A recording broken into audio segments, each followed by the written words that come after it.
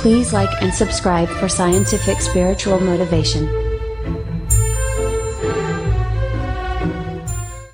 मित्रों,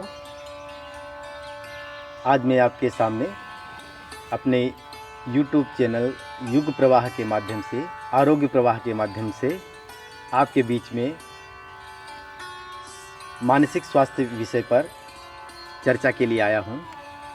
मित्रों, इससे पहले मैंने आपको संपूर्ण स्वास्थ्य के विषय पर बताते हुए बतलाया था कि यदि आप संपूर्ण रूप से स्वस्थ रहना चाहते हैं तो इसके लिए आपको प्रतिदिन शारीरिक, मानसिक, आध्यात्मिक और सामाजिक स्वास्थ्य के स्तर पर सोचना होगा।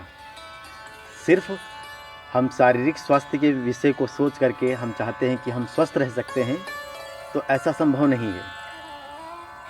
तो भाइयों बहनों, आप शारीरिक स्वास्थ्य के साथ मानसिक स्वास्थ्य के लिए आपको क्या करना है, आपको कैसे अपने मानसिक स्वास्थ्य को सुव्यवस्थित बनाना है, इस विषय पर आपको हम आज मोटिवेशनल एक स्पीच देने जा रहे हैं, आपको बताने जा रहे हैं कि आप किस तरह से क्या करें जिससे आपका मानसिक स्वास्थ्य बनेगा।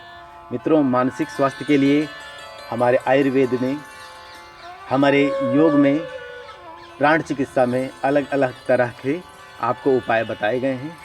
मैं आपको यहाँ पर योग के माध्यम से शारीरिक मानसिक स्वास्थ्य के विषय पर चर्चा कर रहा हूँ, और यहाँ पर मानसिक स्वास्थ्य के लिए मैं आपको योग के माध्यम से आप कैसे स्वस्थ रह सकते हैं, मानसिक स्वास्थ्य को कैसे व्यवस्थित कर सकते हैं, इस पर चर्चा करने जा रहा हूँ।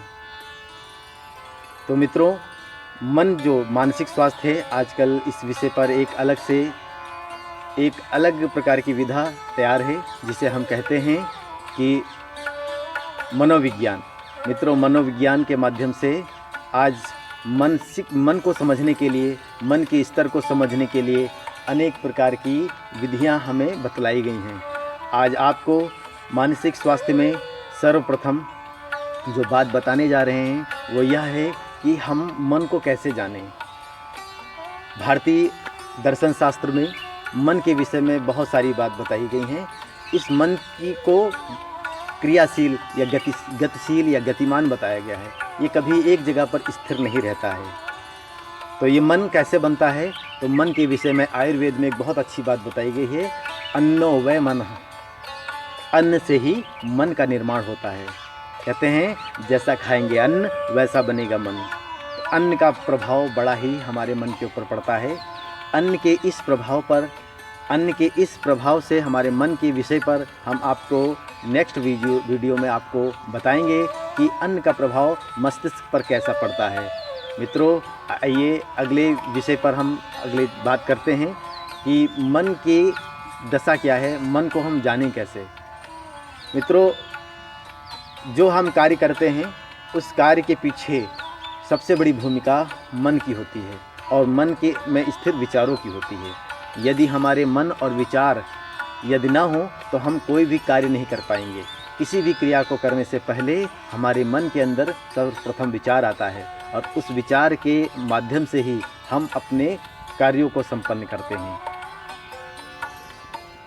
आपको पता होगा, यदि आपको खाना खाना है तो आप स्वतः ही खाना खाने ऐसे ही नहीं चले जाते हैं। खाना खाने के लिए सबसे पहले आपके मन के अंदर कुछ विचार आते हैं, कुछ शारीरिक रूप से, कुछ शरीर के अंदर कुछ तंत्रों के माध्यम से कुछ संकेत आपके मस्तिष्क की तरफ जाते हैं। उन संकेतों के माध्यम से आप जानते हैं कि अब मुझे भूख लगी है। फिर उसके बाद में आप भोजन के लिए जाते हैं। आप यूं ही स्वतः ही नहीं चले जाते हैं कि कोई भी कार्य कर रहे थे, अचानक से भोजन के लिए आप चले गए।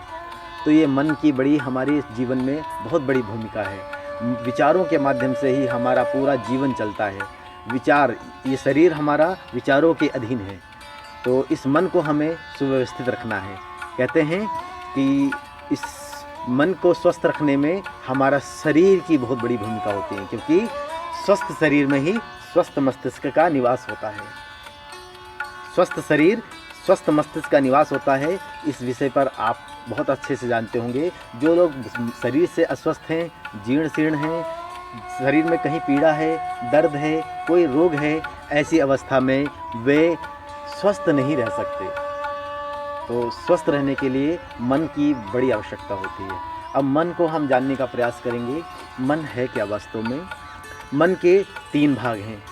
मन को 3 भागों में आज का आधुनिक मनोविज्ञान बताता है कि मन के 3 विज्ञान हैं। और हमारे प्राचीन काल के हमारे दर्शन शास्त्र में हमारे भारतीय मनोवैज्ञानिकों ने इस विषय पर बहुत अध्ययन किया और उन्होंने हमें बहुत सटीक जानकारियाँ दी कि मन के 3 भाग हैं। मन के 3 भाग कौन कौन से हैं? मन के 3 भाग हैं आपका चेतन, अचेतन और अवचेतन, conscious, unconscious and super conscious. ये 3 जो मन के पार्ट हैं या मन के भाग हैं, तो उनको हम जानने का प्रयास करेंगे। हम संक्षेप में आपको बताएंगे इन मन के तीनों पार्टों के पर आपको अलग से भी वीडियो बताएंगे। इनके बारे में थोड़ा डिटेल से आपको चर्चा करेंगे। लेकिन मैं यहाँ आपको 3 मन के विषय में मैंने आपको बताया कि मन के 3 भाग जो हैं वो हमारे शरीर में, हमारे मन में किस तरह से होते हैं। स्थूल जो हमारा ये स्थूल शरीर है, उसके बाद में हमारे सूक्ष्म शरीर के 3 पार्ट हैं। सूक्ष्म शरीर जो दिखता नहीं है, सूक्ष्म शरीर हमें दिखता नहीं है मित्रों, इसे महसूस किया जाता है। और आपको बता दें कि इस मन को चलाने में, इस मन को सबसे ज़्यादा गति देने में सबसे महत्वपूर्ण भूमिका होती है हमारे प्राणों का। मित्र, प्राण क्या हैं? प्राण हमारे अति सूक्ष्म से सूक्ष्म एक ऐसी स्थिति है जो हम नासिका के माध्यम से, श्वास के माध्यम से लेते हैं। आज के आधुनिक विज्ञान में इसे प्राणदायिनी वायु, ऑक्सीजन के रूप में बताया गया है। लेकिन मित्रों, ये इसका स्थूल स्वरूप हो सकता है जिसको मेजरमेंट किया गया है। इसके आंतरिक गहराइयों में हम जब जाएंगे, अंदर की बातों में जाएंगे, तो पाएंगे कि मन को ये गतिशील बनाने के लिए, मन को प्राण देने के लिए, मन को दिशा देने के लिए ये जो सबसे ज़्यादा ज़रूरी होता है वो हमारा है श्वास प्रश्वास। हमारे जीवन के लिए भी 3 चीज़ें आवश्यक हैं। सबसे ज़्यादा आवश्यक 3 चीज़ें हैं।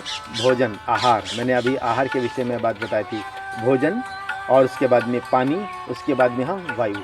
इन तीनों चीज़ों को हमने क्रमशः बताया है, लेकिन इनमें सबसे ज़्यादा आवश्यक है वो सबसे लास्ट में मैंने बताई आपको। क्योंकि आज के समय में हम लोगों ने इन तीनों चीज़ों में सबसे ज़्यादा महत्वपूर्ण जो माना है वो माना है हमने सबसे ज़्यादा वायु को, सबसे ज़्यादा महत्वपूर्ण हमने भोजन को माना है। तो इन तीनों चीज़ों में हम आपको बताना चाहेंगे कि सबसे आवश्यक क्या है। मित्रों, यदि हम कुछ दिनों तक हमें भोजन ना मिले तो हम जीवित रह सकते हैं। लोग निराहार रह करके व्रत रहते हैं, उपवास रहते हैं, कुछ भी नहीं खाते हैं, 9 दिन का अनुष्ठान करते हैं, 9 दिन का साधना करते हैं, और 10 दिन, कुछ लोग तो 1-1 माह तक भी नहीं खाते हैं आहार। अन्न के बिना भी व्यक्ति जी सकता है, अन्न के बिना कई दिनों तक जीवित रह सकता है। बाद में दूसरे नंबर पर जो हमारे आवश्यक जीवन के लिए है उसे कहते हैं पानी। जल बहुत आवश्यक हमारे जीवन के लिए है। जल अगर जो हम 24 घंटे तक हम ना पिएं तो हमारी मृत्यु हो सकती है। बहुत सारे लोग 24 घंटे तक जी लेते हैं, बिना पानी के भी तितिक्षा के साथ तप करते हुए जी लेते हैं। निर्जला एकादशी व्रत में और करवा चौथ व्रत में माताएं बहनें बिना पानी के भी जीवित रहती हैं। और उसके बाद में तीसरे नंबर पर जो आवश्यक चीज़ हम मानते हैं वो है हमारी वायु, श्वास आवश्यक है। कितना आवश्यक है? यदि इसको 1 मिनट के लिए भी आप श्वास ना लेंगे तो क्या होगा? हमारे प्राणांत हो जाएगा हमारा, हम मृत्यु को प्राप्त हो सकते हैं यदि हम श्वास ना लें।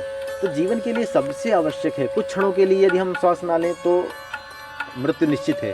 तो जीवन के लिए सबसे आवश्यक प्राण है।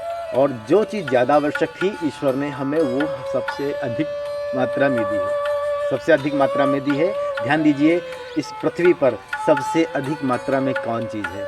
आप अगर जो भोजन को मानते हैं तो देखिए, इस पृथ्वी पर जो 1/3 भाग जो बचता है, 1/3 भाग जो बचता है वो मैदानी भाग है।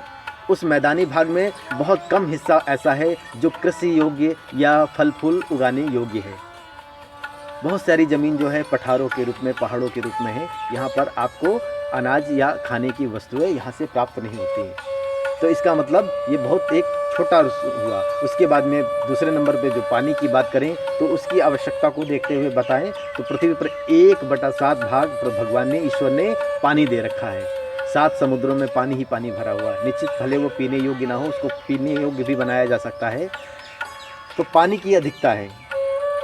तीसरे नंबर पर यदि हम श्वास को या प्राण को मानते हैं तो आप ध्यान दीजिए, इस संसार में किसी भी जगह पर आप चले जाइए धरती पर, उस धरती पर आपको प्राणदायिनी वायु मिल सकती है। आप एक अंधे कमरे में चले जाइए, वहाँ पर भी आपको मिलेगी। आप एक खुले मैदान में जाइए, वहाँ पर भी आपको मिलेगी। तो प्राण बहुत आवश्यक है। ईश्वर ने इसकी महत्ता को समझते हुए, इसके महत्व को समझते हुए हम सभी लोगों को प्राणदायिनी वायु को उपलब्धता इतनी आसानी से की। प्राणों से ही संसार भरा पड़ा हुआ है, प्राणों को हम अवश्य लिया करें। तो आइए हम आपके बीच में अब बातचीत करने जा रहे हैं कि प्राणायाम, प्राण वायु हम कैसे लें। प्राण वायु के लिए हमारे ऋषि मुनियों ने योग में आपको बताया है, हम सबको बताया है कि प्राणों के माध्यम से हम अपने जीवन को बहुत उच्च स्तरीय बना सकते हैं। मन को हम बहुत विधिवत अच्छे से इसको संचालित कर सकते हैं। सभी प्रकार के मानसिक रोगों को हम इससे दूर कर सकते हैं। अलग अलग विषयों में, अलग अलग मानसिक समस्याओं में अलग अलग तरीके के उन्होंने प्रयोग बताए हैं। वो प्रयोग किस नाम से हैं? वो प्रयोग प्राणायाम के माध्यम से हैं। प्राणायाम के माध्यम से, प्राणायाम, वास्तव में प्राणायाम क्या है? तो महर्षि पतंजलि ने अपने प्राणायाम के विषय में जो बात बताई है उसे आप समझें कि तस्मिन् सति श्वास प्रश्वास योगर गति विच्छेदः प्राणायामः। श्वास प्रश्वास की गति को योग के अनुकूल हम उसको सम बना लें तो ये प्राणायाम कहलाता है। हम श्वास लेते हैं, लेकिन श्वासों के लेने के जो तरीका है वो हमारा अगर जो व्यवस्थित नहीं है तो हम मानसिक रूप से, हम सूक्ष्म शरीर से अस्वस्थ रहेंगे। तो सूक्ष्म रूप से अस्वस्थ ना रहें, हम स्वस्थ बने रहें, इसके लिए प्राणायाम के विषय पर हम चर्चा करेंगे। मित्रों, प्राणायाम बहुत प्रकार के हैं। हम सारे प्राणायामों की चर्चा यहाँ पर नहीं करेंगे। हम आपको आज एक प्राणायाम यहाँ पर आपको बताएंगे जो वेद मूर्ति तपोनिष्ठ पंडित श्री राम शर्मा आचार्य जी ने बताया है। वो प्राणायाम कौन सा है? वो प्राणायाम प्राणाकर्षण प्राणायाम है। प्राणाकर्षण, इस संसार में सर्वत्र प्राण भरा हुआ है और उसको हम अपने सूक्ष्म शरीर के माध्यम से हम उसको तेजी से अपने शरीर के अंदर खींचेंगे। कैसे करेंगे? उस प्राण को हम अपने शरीर के अंदर व्यवस्थित करेंगे। तो प्राणायाम में के माध्यम से हम आपको जो बात बताने जा रहे हैं उसमें सर्वप्रथम हम प्राणायाम की बात करेंगे, प्राणाकर्षण की। तो प्राणायाम में कितने प्रकार के हैं आज हम सबसे पहले इस बारे में बताएंगे। 8 प्रकार के कुंभक बताए गए हैं। प्राण को 8 प्रकार के कुंभक, और ये प्राण जो कुंभक है ये क्या कहते हैं? श्वास के अंदर रोकने की स्थिति को और श्वास को बाहर रोकने की स्थिति को कुंभक कहते हैं। तो कौन कौन से कुंभक हैं? वो 8 प्रकार के कुंभक, ध्यान दीजिएगा। शौर्य भेदन, उज्जाई, शीतली, शीतकारी तथा भस्त्रा, भ्रामरी चेव उत्प्लावनी ते अष्टकुंभका। तो ये 8 प्रकार के जो कुंभक हैं वो आपको अलग अलग विषयों में, अलग अलग रोगों में लाभदायक हैं। मैं आपको यहाँ प्राणाकर्षण प्राणायाम के माध्यम से सूक्ष्म शरीर को अति मजबूत बनाने की स्थिति की तरफ ले चल रहा हूँ। सूक्ष्म शरीर प्राणायाम कैसे करेंगे? इसमें आपको ये देखिए ज्ञान मुद्रा या प्राण मुद्रा लगा लेंगे। ये देखिए प्राण मुद्रा में क्या होता है? कनिष्का उंगली और अनामिका उंगली को अंगुष्ठ के अग्रभाग में इस तरह से जोड़ेंगे और अपने घुटनों पर इस तरह से रख लेंगे। कमर सीधी रखेंगे, आंखें बंद रखेंगे। आंखें बंद करके लंबी गहरी श्वास लेने और छोड़ने पर ध्यान देंगे। लंबी गहरी श्वास लेंगे, धीरे धीरे छोड़ेंगे। तो लंबी गहरी श्वास लेते समय और छोड़ते समय क्या ध्यान देंगे? आप क्रम के साथ में 7 संख्या तक श्वास लेंगे और 7 संख्या तक धीरे धीरे श्वास छोड़ेंगे। आप अपनी स्थिति परिस्थिति को ध्यान में देते हुए धीरे धीरे श्वास लेंगे और धीरे धीरे श्वास छोड़ेंगे। आप 7 संख्या तक अगर जो श्वास लेते हैं तो 2 सेकंड तक आप कम से कम अंदर रोकेंगे, या अंतःकुंभक कहलाता है। जब आप श्वास धीरे धीरे श्वास बाहर छोड़ेंगे तो 7 सेकंड तक श्वास बाहर छोड़िए, उसके बाद 2 सेकंड तक बाहर श्वास रोक करके रखिए। इस बाहर रोकने की प्रक्रिया को वाह्य कुंभक कहते हैं। मित्रों, श्वास को शरीर से बाहर निकाल करके रोकने से मन अत्यंत निर्मल बनता है। तो इसलिए आप इस प्राणायाम को गंभीरता से करें। मित्रों, किसी भी कार्य में, किसी भी क्रिया में यदि अपनी हम भावनाओं को जोड़ दें तो बड़ा लाभ होता है। वो कौन सा है? हम अपनी भावनाओं को जोड़ें। भावनाएं क्या करना है? आंख बंद करके जब हम इस प्राण मुद्रा के साथ बैठते हैं तो ये भावना करें हमारे शरीर के चारों तरफ दिव्य प्राण लहरा रहा है। दिव्य प्राण के समुद्र हमारे शरीर के चारों तरफ लहरा रहे हैं और लंबी गहरी श्वास लेते हुए उस दिव्य प्राण को श्वेत रंग के प्रकाश के रूप में नासिका के अग्रभाग से अपने शरीर के अंदर खींच रहे हैं।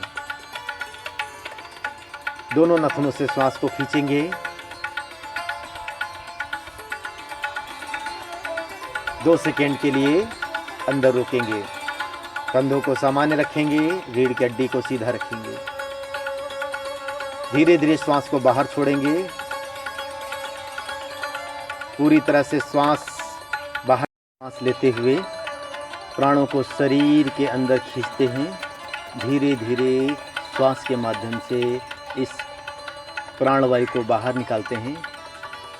श्वेत रंग के प्रकाश के रूप में जो आसपास प्राण भरा हुआ है वो हमारे नासिका से हमारे मस्तिष्क के अंदर भरता चला जा रहा है, हमारे संपूर्ण शरीर के अंदर भरता चला जा रहा है। श्वास धीरे धीरे जब छोड़ते हैं, भावना करते हैं हमारे शरीर के अंदर से वह सारी नकारात्मकता को, हमारे अंदर की सारी नकारात्मकता को काले धुएं की तरह शरीर से बाहर फेंक रहा है। इस क्रिया के साथ में यदि भावनाओं को जोड़ेंगे तो निश्चित दुगनी मात्रा में आपको लाभ होगा। इस प्राणायाम को किसी भी आसन में बैठ के कर सकते हैं, इस सुखासन में बैठ के कर सकते हैं। आप पद्मासन लगा करके भी आप अभ्यास में बैठ सकते हैं। पद्मासन का ये अभ्यास है। तो मित्रों, आपको अगले अभ्यासों की तरफ ले चलेंगे। आज के लिए मैं इस प्राणायाम की इस सूक्ष्म शरीर के विकास के लिए, मानसिक शरीर के विकास के लिए जो मैंने आपको बात बताई, आज यहीं तक मैं अपनी बात बताना चाहता हूँ। अब मैं यहीं पर अपनी बात को विराम दूंगा। आप लोगों के स्नेह और प्यार की आवश्यकता है। मैं चाहूँगा कि आप हमारे इस YouTube चैनल को सब्सक्राइब करें, लाइक करें और बेल आइकन ज़रूर दबाएं ताकि मेरी कोई भी वीडियो बने तो आप तक सर्वप्रथम आप तक पहुँचे जल्दी से जल्दी। इसलिए आप हमारे इस YouTube चैनल को अधिक से अधिक सब्सक्राइब कीजिए। आपके प्यार और स्नेह की आकांक्षा बनी रहेगी। आज के लिए इतना ही। धन्यवाद।